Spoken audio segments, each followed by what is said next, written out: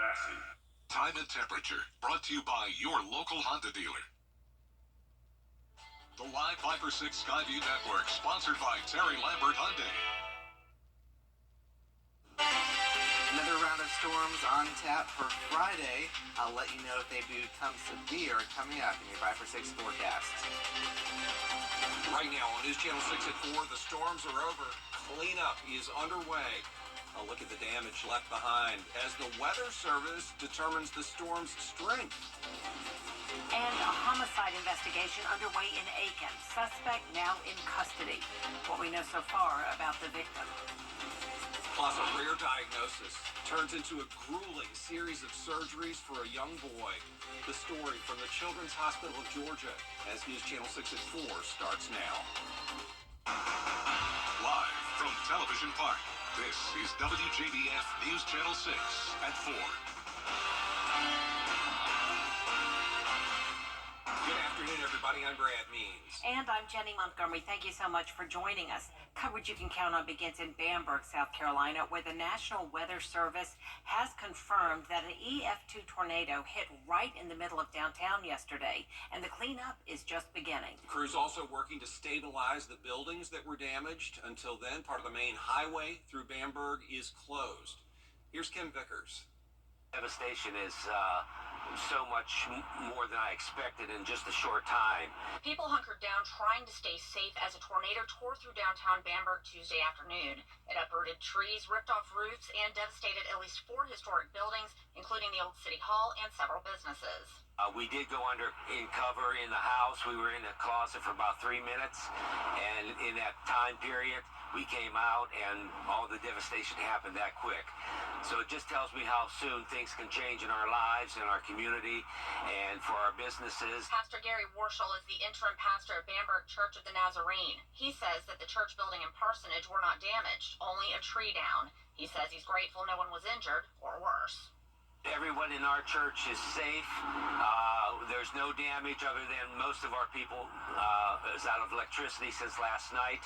Rick Berkey of Aiken is with the South Carolina Baptist Disaster Relief. He spent the morning in Bamberg looking for people that his organization could help. Chainsaw work primarily would be called for here with tree removal for private owners and those who have damage. The National Weather Service came to Bamberg on Wednesday to survey the damage and determine how strong the tornado was. And what we do is we look at what's been damaged, whether it's trees or structures, and then we look at the degree of that damage. And from there, we're able to come up with a wind speed estimate. And we use that to come up with a rating, which is on the EF scale that we use. Berkey tells me that during traumatic events, people appreciate the help that the South Carolina Baptist Disaster Relief provides. And you see where when you go into the home and you go into the area that's been damaged, you see sadness, you see being overwhelmed, and just not knowing which way to turn. And by the time our volunteers have completed their work and done what they can for the homeowner, you see a smile, you see a hug. In Bamberg, Kim Vickers, WJBF News Channel 6. The National Weather Service still has a team on the ground in Bamberg. They expect to confirm their findings in the next few hours. And because of the widespread damage from that storm system, all Bamberg County schools are going to keep learning from home for the rest of the week. Tomorrow and Friday, stay home. We'll do e-learning. District campuses will reopen on Tuesday after the MLK holiday. Turning now to weather and what we can expect this weekend. Yeah, if you liked yesterday's rain. Viper 6 forecast, Jenny. Miller, thank you so much. An arrest in an Aiken murder that happened Tuesday. Alexander Boone is charged with burglary and murder in the death of Swent Porky Bradbury. Yeah, here's what we know so far. Bradbury was killed yesterday, as Jenny mentioned. The investigation just getting underway. Bria Smith is covering it all. She's live for us now. Bria. That's right. Well, 78-year-old Porky Bradbury was found dead in his home Tuesday morning. Warrants say the killer beat him with some sort of object.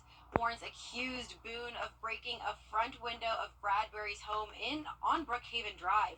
Then they say he hit Bradbury in the head several times with some type of object.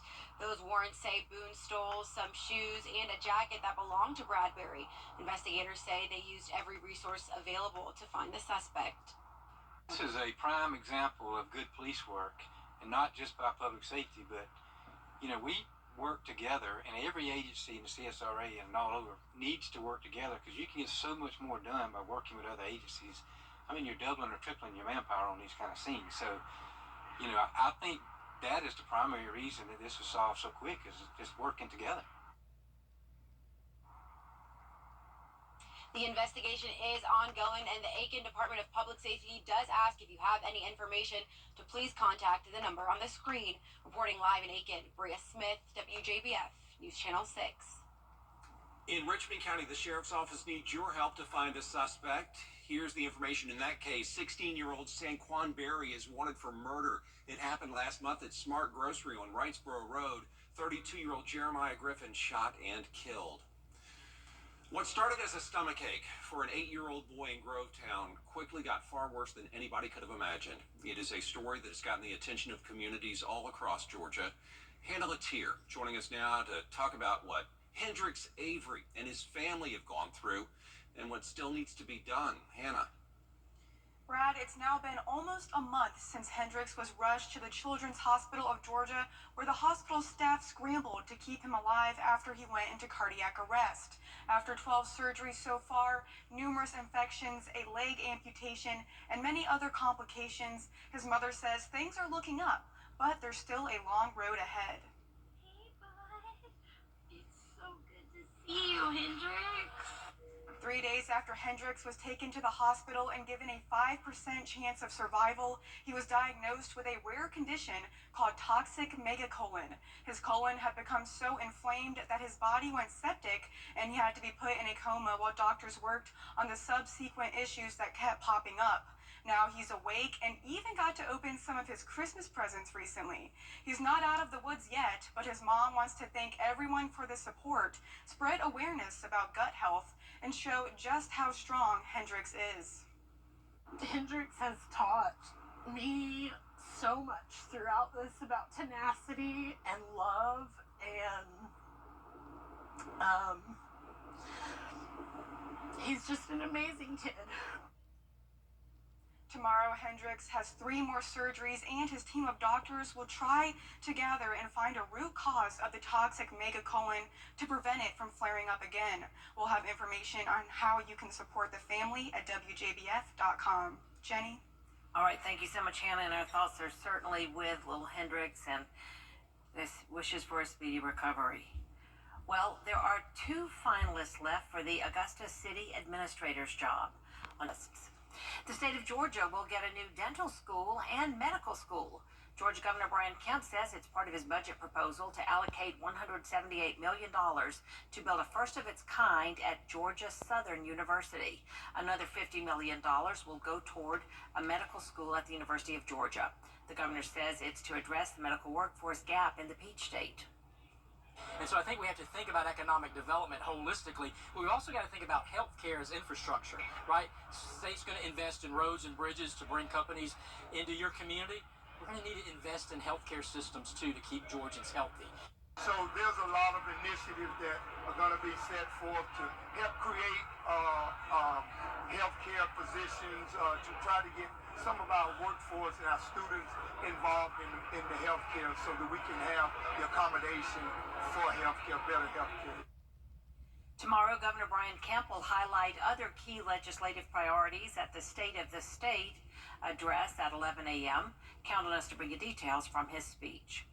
10 inmates at the Trenton Correctional Institution are getting a jump start on their lives after incarceration. The program helps current and former prisoners with re-entry to society. It's designed to address a range of needs, including spiritual, educational, employment, and housing. In a place like this, sometimes you can start feeling hopeless. But this program teaches us that not only is there hope, but we got a foundation to stand on and build on. That our old life doesn't have to define who we are now. The program is in nearly 20 South Carolina prisons, and it has a 96% success rate. Augusta University, Augusta Tech, and Payne College all coming together to celebrate Dr. Martin Luther King Jr.'s 95th birthday. The annual event coming up Friday at noon at Augusta Tech in the Patrick IT Center. This year's keynote speaker, Otis Johnson. Dr. Johnson chairs the Racial Equity and Leadership Task Force. Also, the City of Augusta's MLK Parade coming up Saturday afternoon at 1, always a big event. The route's going to start at Dias Park, which is on James Brown Boulevard. Also Saturday, Border Bowl 11, the top high school football seniors in the CSRA. Have you gotten your tickets yet? Well, don't worry about it. Kickoff coming up Saturday at 1. Plenty of tickets still available. It's going to be down at the beautiful Burke County High School Stadium, home of the Bears. You have to pay $5 to park this year, but it's for a great cause, or causes. It goes to clubs at Burke County High School. And back to those tickets, there's a link to buy them on our website, WJBF.com.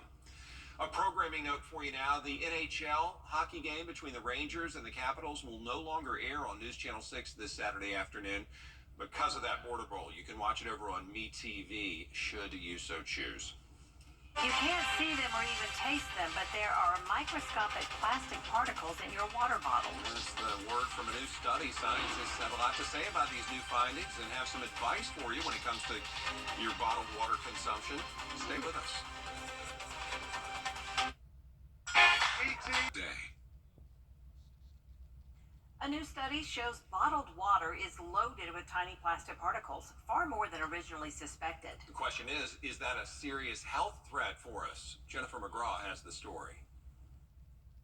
This new study is stirring up panic in some people, fearing that the plastics in their water bottles could be harming them. The problem, researchers don't know how harmful that plastic is in humans. We all drink out of plastic water bottles. Some of us can't avoid it. Tap water isn't safe, or sometimes it's your only option. But could it be killing us? This new study sounds alarming. I'm very concerned. For me, my kids, even my dog, Milo. Columbia and Rutgers University did their calculations and found the average liter of a bottle of water has nearly 250,000 invisible pieces of ever so tiny nanoplastics that were detected and categorized for the first time by a microscope using dual lasers.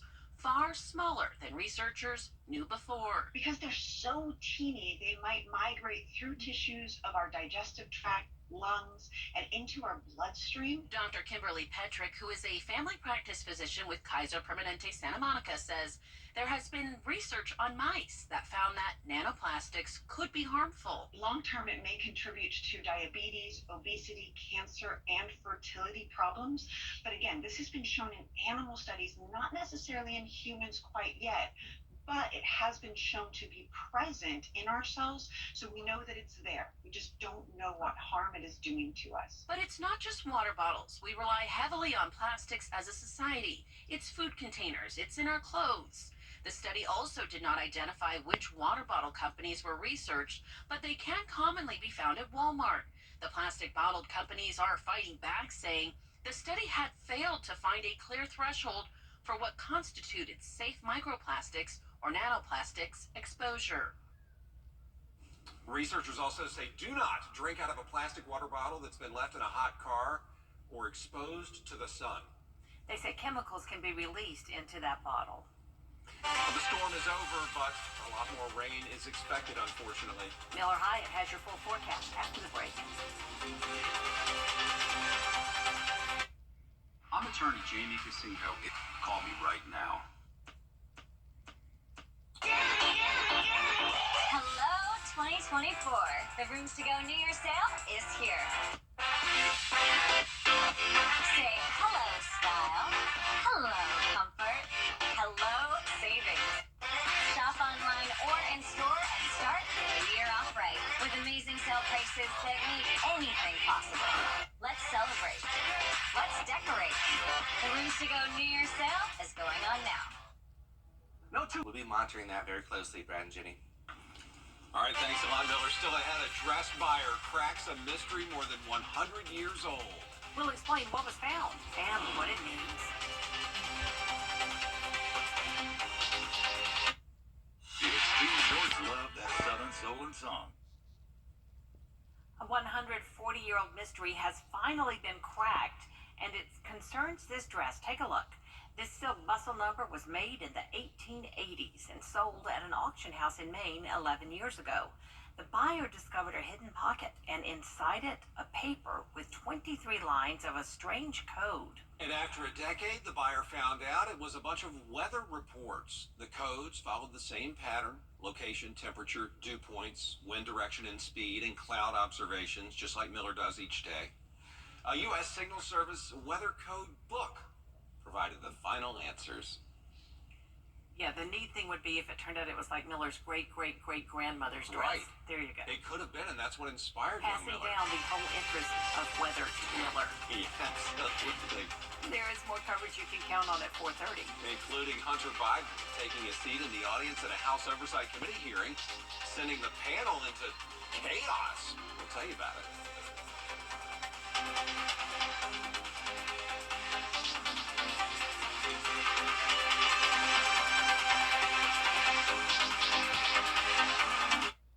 Are you suffering from sinus issues? You know, you've got it pretty good. Streaming this much stuff was never this easy. Nice eye thingies. They're collagen boosters. Get internet on the Xfinity 10G network made for streaming for $20 a month for 12 months. And Add Now TV for $20. It's the best value in live TV and streaming. You guys like this show too? Yes, chef! Get way more into what you're into when you stream on the Xfinity 10G network.